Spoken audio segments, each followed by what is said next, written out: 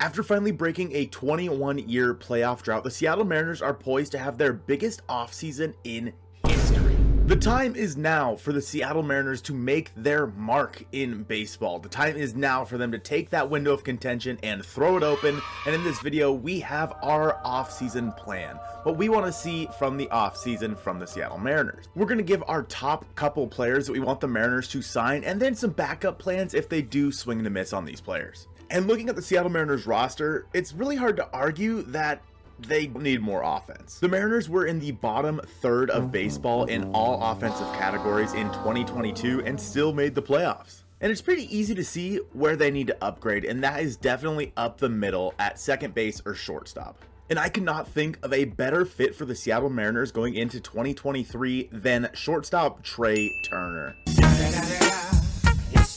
Now hear me out. Trea Turner is going to be incredibly expensive, but it's time for the Mariners to swing for the fences. In 2022, Turner played in 160 games. He had 194 hits, 21 home runs, 100 RBI, 27 stolen bases. He hit for a 298, 343, 466 slash line with a 121 OPS plus. Throughout his career, Trea Turner has been the ultimate baseball player in my opinion. He has had an OPS plus north of 100 and well north of 100 for that matter for pretty much his entire career. The only years he's even had an OPS plus below 110 was 2015 when he was a rookie, which it was 69, nice. 2017 where it was 101, and 2018 where it was exactly 100, and he was still really good in those seasons. Now, Trea Turner is a shortstop. We know that, and it'll be interesting to see if he'd be willing to move off of shortstop and maybe play some second base. You guys don't need me to tell you about Jerry DiPoto saying that they would like to get a shortstop that's willing to play second base,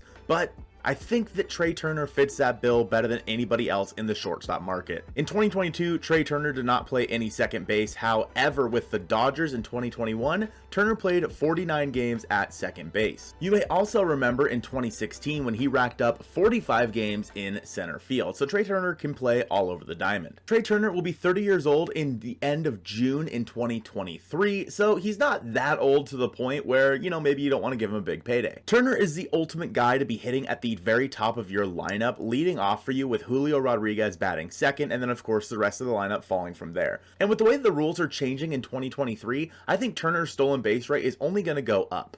Looking at his baseball savant page here, you can see that Trea Turner ranks in the 99th percentile for sprint speed, meaning he is one of the fastest players in all of baseball. I could rave about Trea Turner all freaking day if you would let me, but in this scenario, I am willing to give Trea Turner about a 7-year deal worth 32-ish million a year if that's what it takes. The problem is Turner's going to be a hot commodity on this market and probably the most coveted shortstop of this group, and the Mariners may have to be willing to overpay. And because of that, they could very easily miss out on Trea Turner. Colton, thank you so much for explaining just how good Trea Turner is and why he should be, at the top of the list for the Seattle Mariners. But, it's never hurt to have some backup plans here and there. So if we miss on Trea Turner, here are the shortstops that I want the Seattle Mariners to pursue. Obviously, first on the list for me is Xander Bogaerts. Xander Bogaerts is a player who's always hit for average. He's hit for plenty of power in his career, although it did take a dip in this 2022 season. Would not be surprised if it came back a little bit more in 2023, even in the pitcher-friendly ballpark that is T-Mobile Park. Xander Bogaerts would be able to get it done, hitting in the middle of our lineup, providing a lot of stability to the lineup as well, hitting for average, hitting for power, driving in plenty of runs, and getting on base. Xander Bogaerts seems like the best fit for the Seattle Mariners based around his bat to ball skills. Whether or not he slides over to second base for JP or he asks JP to slide over, it's kind of tough to see, but Xander Bogaerts, I think he's the second best shortstop in this free agent class. Pretty close between him and Carlos Correa, but I'm giving the nod to Xander Bogaerts. Obviously, following up on that, Carlos Correa is right there, and, it would be dumb for the Mariners not to call him. And I know there's a lot of problematic things going with Correa and some baggage if he were to come to Seattle. Now, hear me out. Correa, or this could be like a redemption arc for him. He was a villain on the Astros, theoretically, and he did not handle the press super well after 2017 happened. Maybe he redeems himself in Seattle, comes to play with the young guns, and brings Seattle to the next level to then defeat and overcome his former team, the Houston Astros. Carlos Correa, it could work. It'd be an expensive contract, same as Trea Turner, same as Xander Bogaerts, around that $30 million mark. But Carlos Correa, He's a talent that you can't pass up on. And at the bottom of this list is Dansby Swanson. I think he would be the cheapest in terms of average annual value, in terms of what his contract might look like. And it's not that I wouldn't want Dansby Swanson. It's just compared to the rest of them, I think he does offer the least amount in terms of offensive success. But also, I don't see him leaving Atlanta. You know, the Braves organization's got something working down there where they can just get their players bought into what they're cooking up. And I think Dansby Swanson's going to stay. Quickly, before we get into the next free agent target, I do want to say 81% of you guys who watch the videos aren't subscribed. So really quick, if you aren't subscribed, just go over to your little page here, click subscribe, maybe even click that bell for post notifications for the boys here. Appreciate all the support. Let's get into the next free agent. I, for one, am a sucker for a good reunion. And what better reunion can you think of with the Seattle Mariners than bringing electric Edwin Diaz home? Now, I know what you may be thinking. Colton, okay, listen, the entirety of the bullpen was the Mariners' biggest strength this year, and I agree, but bullpens can be volatile, and if you don't have that shutdown guy at the back of your pen, you never really know. And Edwin Diaz has been all that and more throughout his career. I'm not kidding when I say that Edwin Diaz could very well be setting himself up for a Hall of Fame track the rest of his career. In 2022 alone, Edwin Diaz had a 1.31 ERA in 61 games. He had 32 saves with 62 innings pitched. He struck out 118 batters in 62 innings, which is good for a 17.1 strikeout per 9 rate. He also really cleaned up his walks, as he had 6.56 strikeouts per walk. Edwin Diaz is also coming off the highest ERA plus of his career at nearly 300, and the second time in his career that he has had a whip below 1.0. The other time? When he led the Mariners and set the record for saves in a single season with 57. I was so bummed to see Edwin Diaz go when we traded him to the Mets with Robinson Cano to get Jared Kelenic, Justin Dunn, so on and so forth. But now seems like the perfect time as the Mariners' window of contention comes about to bring him home. Edwin Diaz seemed to really like his time here, and of course he really liked Scott Service, and guess who's still here? Our boy Scott Service. Signing somebody like Edwin Diaz would really set up a more traditional bullpen where there is one sole closer with the rest of the guys setting up for him. And while a lot of bullpens may have trouble with that, I think the Mariners bullpen is one of the few in baseball that would actually be cool with just taking whatever role they need to and just being a part of the team. They're just one of the guys. Diaz will be entering his age 29 season in 2023. And yeah, looking at Diaz's baseball savant page, it's hard to not just salivate over what you see. Fastball velocity is in the 99th percentile, chase rate 97th, K percentage is at the 100th percentile, expected batting average 100th. I mean, Edwin Diaz is so damn good, it's actually hard to believe that this is the same guy that left the Mariners a few years ago. Edwin Diaz is in line to earn the largest relief pitcher contract in MLB history, and I would not be shocked to see him earn over $100 million over the life of that contract. I could definitely see a team, maybe not the Mariners, but I wouldn't mind if it was the Mariners, going out and signing Edwin Diaz to a 5-year, $100 million contract. In other words, $20 million a year. The largest before that, we've seen $16 million for Aroldis Chapman, $18 million for Liam Hendricks, $14.5 for Rafael Iglesias, so it wouldn't be unheard of. It'd also be interesting to see if Edwin Diaz would be willing to take a little hometown discount for the Seattle Mariners. A reunion tour with Edwin Diaz would absolutely rock for the Seattle Mariners, and their bullpen, I'm not just going to say this lightly, would be the best in all of MLB next year.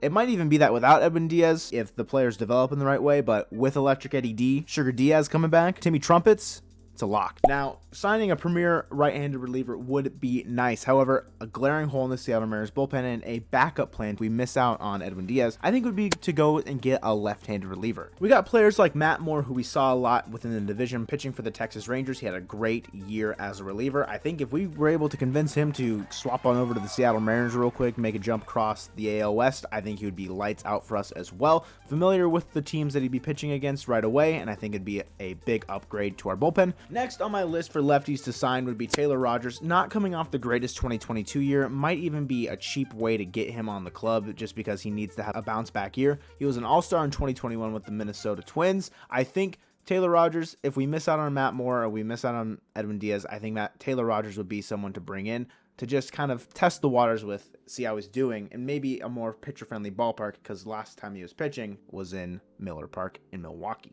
Now, instead of talking about the backup players I want the Mariners to go get, it's my time to shine in terms of where I want the Mariners to go with their potential hole in the corner outfield spot. I made a short about this the other day, and I really do think Mitch Haniger is the player to sign. You're not going to want to have to spend the bulk of your spending budget on a position that can be filled almost seemingly within house, because Mitch Haniger, I feel like, would sign a kind of team-friendly deal.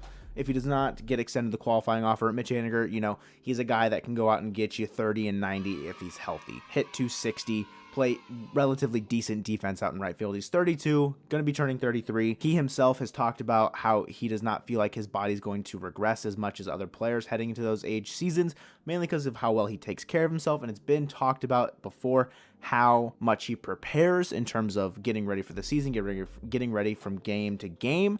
So Mitch Haniger, he's my pick to be the right field, the corner outfield spot that seems to be like the glaring hole for the Mariners aside from shortstop in their offense. Of course, never a guarantee with how Mitch Haniger's body is going to hold up. We don't know if we're going to get 2018-2021 Mitch Haniger or 2019-2022 Mitch Haniger. So of course, you're going to have backup plans if you're the Seattle Mariners.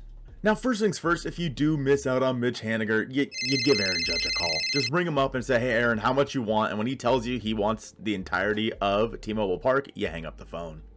And if we do somehow find a way to miss out on bringing Mitch Haniger back, or even if we don't and we decide to put somebody in left field, I think there are a few guys that really fit the Mariners' area of expertise. I think there are none better than outfielder Brandon Nimmo. Now, Nimmo played for the New York Mets. In 2022, he hit 16 home runs, hit 274, 367, 433, with an OPS plus of 130. Nimmo's been quite good throughout his career, only having an OPS plus below 110 once in his career in his rookie year when it was 83. Nimmo has largely been a center fielder throughout his career, though he may grade out a little bit better in a corner. I think that you can really use him wherever you feel like it. Brandon Nimmo, I think, is at the top of my list as someone to add to the Mariners. Nimmo will be going into his age 30 season, so I could see maybe like a 4-year or 5-year deal for Nimmo at the most, but realistically nothing too insane. One of the dark horses here for the Mariners is outfielder Michael Conforto, again another former New York Met. Conforto missed the entirety of the 2022 season out with an injury, and he is from Seattle, which does make this a little more interesting. 2021 was somewhat of a lost year for Michael Conforto, where he hit 232, 344, 384 with a 100 exactly OPS plus, slugging 14 home runs. In 2020 shortened MLB season, he hit 322, 412, 515 with a 154 OPS plus. Again, Michael Conforto, not at the top of my list. I think I'd be willing to offer him like a 1-year deal with a team option for 2024, but I really wouldn't want to give him any more than that. He also has Scott Boras as his agent, which is just another wrinkle in all of this. Another outfielder I think I would want on my list is outfielder Andrew Benintendi, easily the youngest of all these outfielders that we're looking at. Benintendi is going into his age 28 season. In 2022, between both the Royals and Yankees, Benintendi hit 304, 373, 399 with a 120 OPS plus. He did end up hitting only 5 home runs with 51 RBIs. He was definitely a better player overall when he was with Boston, and Benintendi is definitely more of a corner slap bat. I don't really think that he would have all that much power in Seattle, but you never know.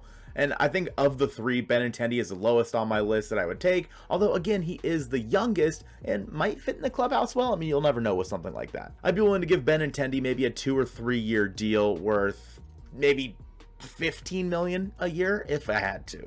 And by adding some of these players, I think it would really change the makeup of the Seattle Mariners as a whole, and probably change their best players at certain positions. On the screen now are 2 videos you want to check out by us, either the best pitchers or the best position players in baseball for the Mariners. Go ahead and check one of those out. I appreciate you guys watching this one, and go Mariners.